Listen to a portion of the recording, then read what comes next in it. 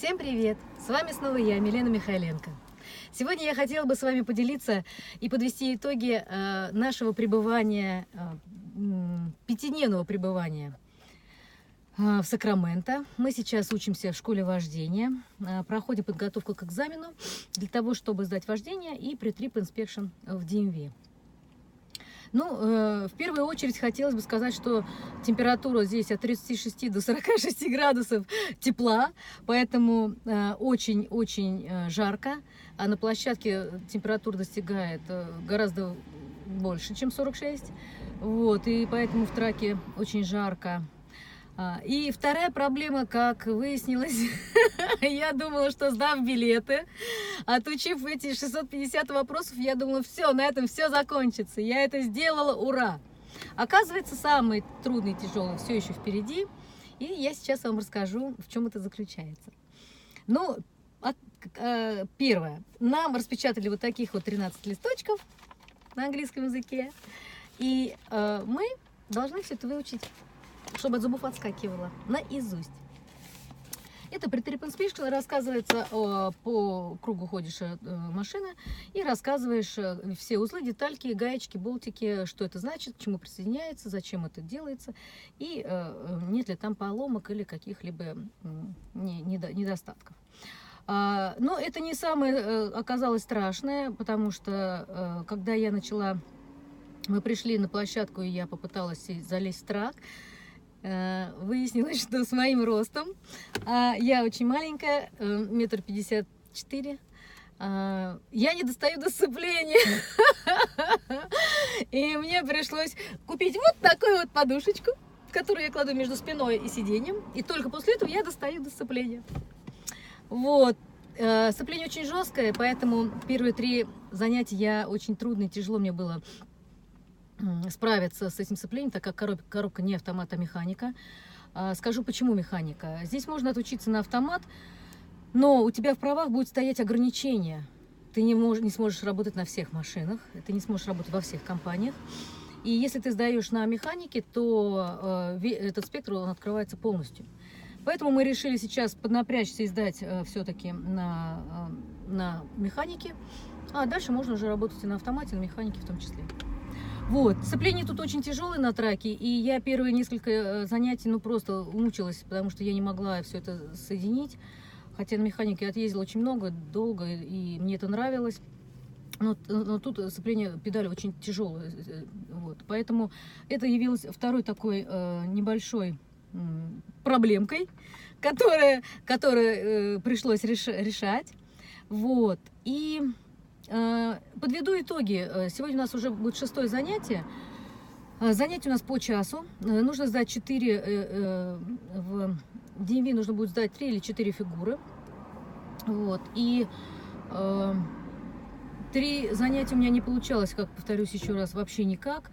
Но потом я начала улавливать вот эту связь с машиной. И скажу вам, похвалюсь вам.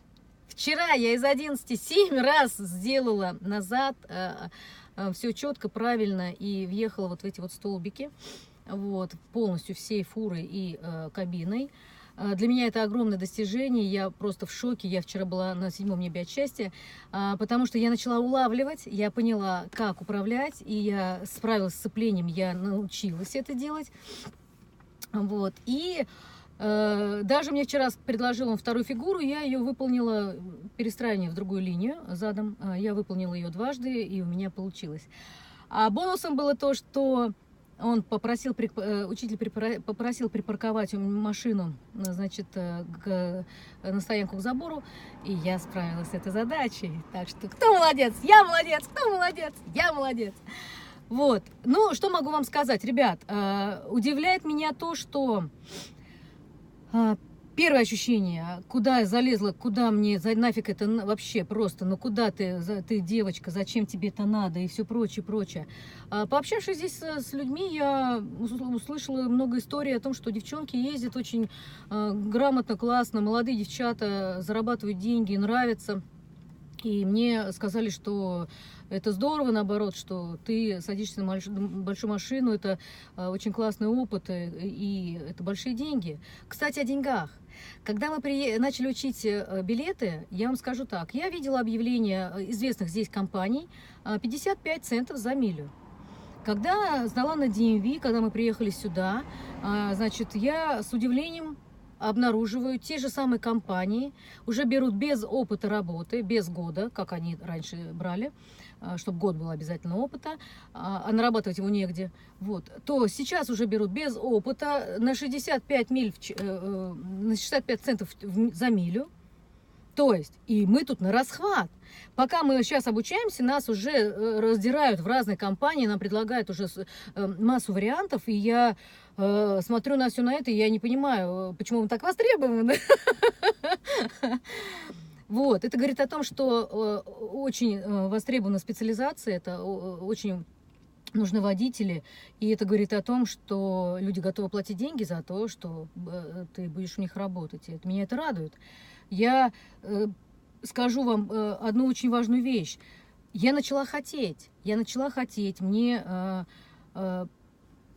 Я поняла только, что я уже начинаю подумывать о том, что вот я сейчас заработаю денег. В первую очередь, что я сделаю? Ага, я, значит, куплю участок и хочу построить небольшой свой домик. Вот он будет вот таким, вот таким и вот таким. Мало того, я начала думать об этом, я начала действовать в этом направлении. Я установила программу, которая действует здесь по США, риэлтор называется. Я смотрю цены, я отслеживаю земельные участки, я смотрю дома, я в шоке. Раньше даже мне в голову такого не приходило. А сейчас у меня появляется мысль о том, что мой дом будет именно вот таким, каким я хочу, да. А дальше думаю так... Закончится моя мозгобойня в плане обучений билетам, pre-trip inspection, я выучу все, и мне нужно как-то мозг раскачивать дальше. То есть, если дать ему поблажку и остановиться, это равносильно тому, что ты опять сойдешь на нет. Нет, этого допускать нельзя. И пока он у меня более-менее раскачан, у меня есть самодисциплина того, что я делаю сейчас, мне нужно чего-то хотеть. Значит, я решила для себя, что... очень хочется попробовать пожить на яхточке. А это что? Значит, это права шкипера. Вот. И поэтому второе такое мое небольшое желание, это попробовать пожить на лодочке, на яхточке и научиться ею управлять. Поэтому сейчас немножечко поездим, поработаем на грузовичке, заработаем денег.